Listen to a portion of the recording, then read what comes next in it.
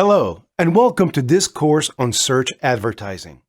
In this course, we're going to cover how to set up paid search advertisements with Google AdWords. This course is divided into 3 modules. Module 1 covers ad campaign goals. Module 2 covers ad groups and keywords. And Module 3 covers creating the ads and monitoring performance. By the time this course is over, you'll know how to effectively launch search engine ad campaigns and bring in massive traffic to your business. So without further ado, let's dive into the first module. Hello, and welcome to Module 1. In this module, our ad expert will be teaching you about the various campaign goals and how to pick the best ones for your business. So get ready to take some notes and let's jump right in. Okay, so I'm going to walk you through the various goals you can choose from when creating a search ad campaign in Google AdWords. We'll start here at the main dashboard, and we'll click Campaigns up here on the left. This brings us to our campaign dashboard, and since we want to create a new one, we'll click this blue plus sign button here on the left-hand side, and we'll select New Campaign. As you can see, we've got 7 goals to choose from. But first, let's talk about what the word goal actually means in the AdWords universe. You see, rather than let companies fend for themselves and try to figure out each little variable and option in their ad settings without fully understanding what they do, Google decided recently to help guide advertisers along in understanding and shaping their ads to optimize them for specific common marketing goals. So if you choose one of these goals, you'll see helpful little suggestions next to all the settings and options in the upcoming steps. Suggestions specifically tailored towards your goal. It takes a lot of the guesswork out of the ad creation process, which previously could be pretty confusing. Now keep in mind, you want to pick the main thing you want to accomplish with this particular ad campaign. Let's have a look at each one. First up, there's sales. Google AdWords can help you bring in sales through a multitude of channels, including online stores, sales pages, inside apps, over the phone, and even physically in-store. Now you'll notice down here a list of campaign types associated with each campaign goal. This could be either search ads, display ads, shopping ads, video ads, or universal app ads. Since this course is all about search advertising, we'll want to make sure any goal we select has search as an applicable campaign type, which, as you can see, sales does. Next, there's leads. This is all about getting prospects onto your list. Whether you're building a basic email list or doing more complicated lead generation where you're collecting phone numbers, addresses, or anything else, this goal will help you optimize your ad for maximum return. Since this goal's main focus point is conversion tracking, it doesn't limit you to traditional lead generation. This can also help you optimize for other actions like registering for a webinar or taking a survey. Next, we've got website traffic. Now this goal is arguably the most generic and least specific. I would say this would best serve people who are doing content marketing or just trying to get more eyeballs on their blog posts, and who don't really care about specific actions or conversions. But it could be used for a whole host of things. Then there's product and brand consideration. This is a highly specialized type of goal that's largely oriented towards potential customers who have already started their research process, and you want to distinguish your products or services from others, and encourage them to explore more about your solutions. There's a lot more potential for engagement within the ad with this goal. For example, you can create interactive light boxes and ads with multiple images that they can interact with. It's pretty cool, but as you can see, this goal is only applicable to the display and video campaign types, not search ads, so we can skip it. Brand awareness and reach. This one's all about views. If people click your ads, that's great, but we're really focused on people noticing, seeing, and becoming aware of your brand. Your name, your logo, your unique selling proposition. As you can probably guess, these are very visual ads, and as such, search is once again not one of the applicable campaign types, so we can skip this. Next, app promotion. This one's pretty straightforward. You want people to install and use your apps. This one relies on the universal app campaign types, not search ads, so it doesn't apply to us for this course. Finally, there's the no goal option. This is where you're totally unguided. You've got your pick of any campaign type, and you don't have any tailored recommendations during the creation process. This should only be used by advanced users who know AdWords and ad performance like the back of their hands. And since you're watching this video lesson right now, it's a safe bet that doesn't apply to us. For the sake of this lesson, we're going to go with leads as our campaign goal. So I'll click that, and as you can see, we can now choose from any of these applicable campaign types. We'll choose search ads, and for the ways to reach our goal, we'll choose website visits. We don't really have a demo website for this lesson, so the first random website that pops into my head is everlesson.com, which is a really sweet membership/e-learning platform. So I'll type that in here and hit continue.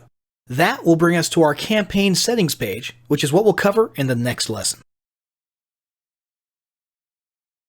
Hello, and welcome to Module 2. In this module, our ad expert will be showing you how to set up ad groups and keyword for your campaign. So get ready to take some notes and let's jump right in. Okay, so we'll start here on the campaign settings screen. Now that we've chosen the goal, we're going to configure our settings for this campaign and then move into ad groups and keywords. So first we want to give our campaign a name. I'll go ahead and leave the auto-generated name they've got for me right here. Next, we'll choose which networks we want ads to appear on for this campaign. Now you can augment a search campaign with some limited display network ads if you want, and in that case, Google will basically determine relevant placements around the web and stick your ads there with what it considers leftover money from your budget. For our purposes, we'll go ahead and uncheck that display option and focus on search only. Next is the location field. Now this is pretty cool. Not only can we type in things like countries and cities, but we can even click advanced and let's zoom in all the way to, say, Omaha, Nebraska. We'll click radius, pin mode, and I can drop a pin and narrow my target audience all the way down to a specific number of miles from that pin. It's insane what you can do. But for the sake of this tutorial, we're just going to stick with all countries and territories. Next, if you're targeting your audience based on language, you can do that right here. And then we have the budget. Now the budget is important to understand. This is not a cap on daily spending like a lot of people think. What you're actually setting here is your approximate monthly budget divided by about 30 days. So the actual spend on any given day could be as much as twice what you type here, and on other days it might be considerably less than that number. But Google will make sure that by the end of 1 month, when you divide it all up, you will have spent this number times about 30. So this will end up being your daily average, not your actual daily cap. Now you do have an option here. If you need to spend as much money as possible and get these ads out in a shorter period of time, let's say you're doing retargeting for a week-long product launch, or you're trying to meet a sales quota or something like that. You can set delivery to accelerate it so it'll spend your money faster. But just be aware, of course, that this will obviously cause your budget to run out early. Next is bidding. Now, bidding in AdWords is of course based on the old ad auction framework where Google's algorithms are constantly deciding whose ads to show where and when and how often. You can choose what metric you want your bidding focused on right here. It's automatically set to clicks, which means it'll optimize for people actually clicking on your ads, but there's other options as well. Impressions refer to how many people see your ads, regardless of whether they click. And as you can see, there's 2 grayed out options here for conversions and conversion value. Now those are pretty nifty to use, but they require you to set up a special conversion tracking tool separately first, so we're going to focus on clicks. We have an option here to set a bid limit. So if you have a specific number in mind that you want to pay per click, you can enter that here. But if you want Google to simply handle this for you, you can leave it blank. Next, we've got start and end dates. Now, typically, ads just run indefinitely. But you might have a specific reason for setting an end date. For example, if you're running a limited time offer or promoting a live event. We'll leave this set to none for us. Next, there's audiences. Now here's the thing. Audiences are great. You've got a lot of demographic and interest-based options to choose from here, based on mountains of data that Google has collected, as well as based on your own data, like if you created a remarketing audience with a tracking pixel. However, most of this will be more useful if you're doing display ads or one of the other types of ads, and you want people to encounter your ads while they're browsing around the web. Since we're strictly dealing with search ads in this lesson, and we literally want to reach people on the search results page while they're typing specific keywords, we're going to skip this. Next, we have extensions. Now these are very cool. Site link extensions are a great way to add additional links to a search ad that link directly to specific pages like your About page or an Hours of Operation page. Callout extensions are great for adding important bits of information like free shipping or product details like vehicle mileage or any bullet point type things that don't fit into the main ad text. And finally, call extensions are literally a link that can lead directly to a phone call to a number of your choice. We won't need any of these for our purposes, but be sure to explore these options if they're relevant to your business.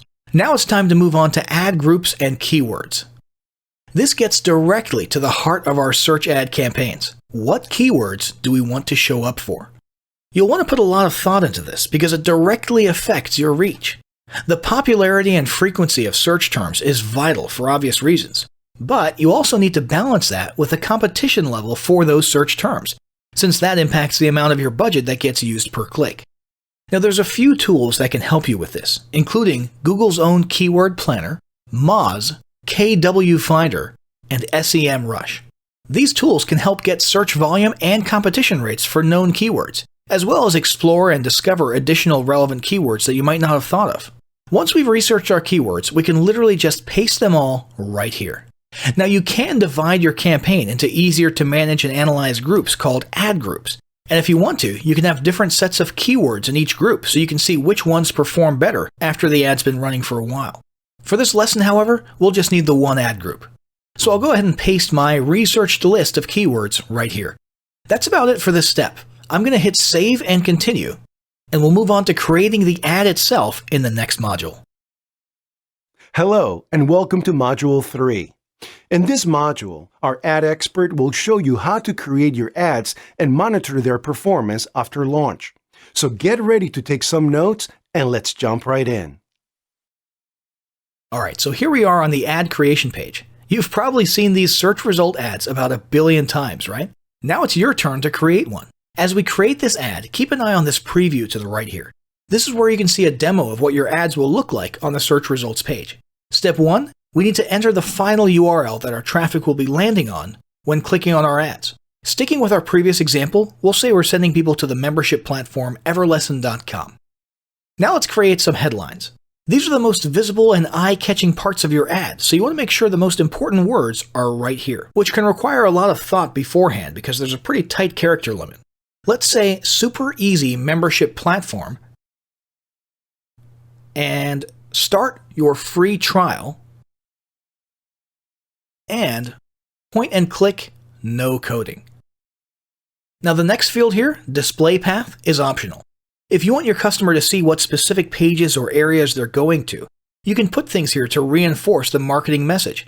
Like if you have a clothing store, then you could put store.com/men's-shoes/outdoor or something like that. We don't really have any need for that, so we'll skip this option.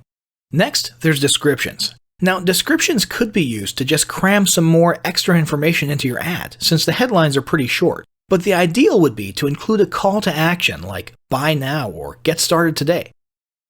I think we'll try get your first online course up and running today.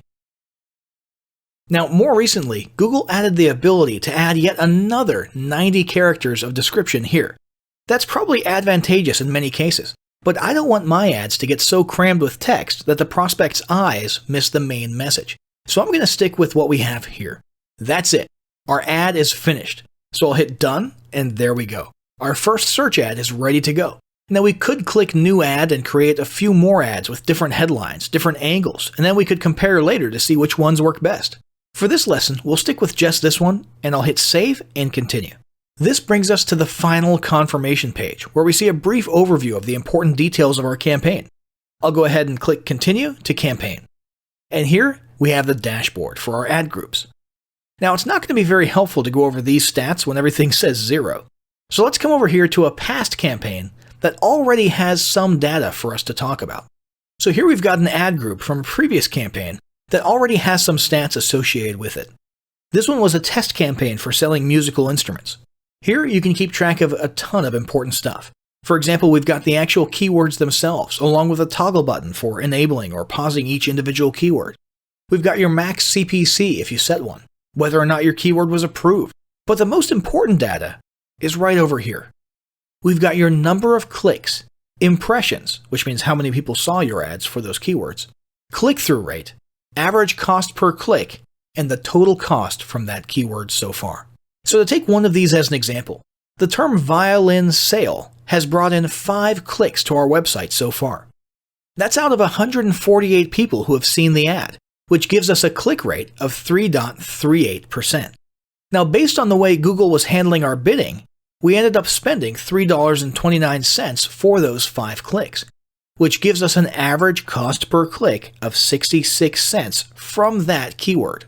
As you can see, this campaign was in its infancy, but you should definitely monitor these stats regularly because over time, with more data, the averages become more certain and the differences in performance between keywords become more clear. If you determine that certain keywords aren't performing that well, or that there's just not enough search volume and you want to focus your budget elsewhere, you can pause individual keywords right here with this toggle option. And there you have it. We've successfully created a search advertising campaign.